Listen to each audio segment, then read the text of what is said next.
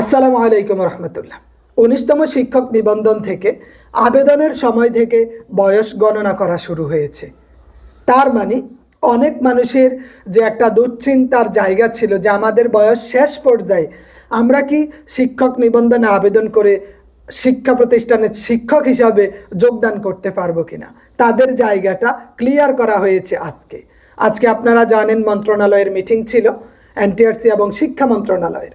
তার মাধ্যমে এটা নিশ্চিত হয়েছে যে আবেদনের সময় থেকেই বয়স গণনা করতে হবে।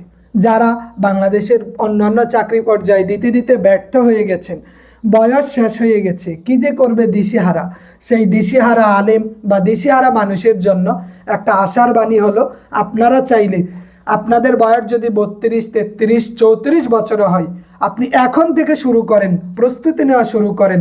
আশা করা যায় ১৯তম শিক্ষক নিবন্ধন আপনাদের জন্য ভালো কিছু দিবে।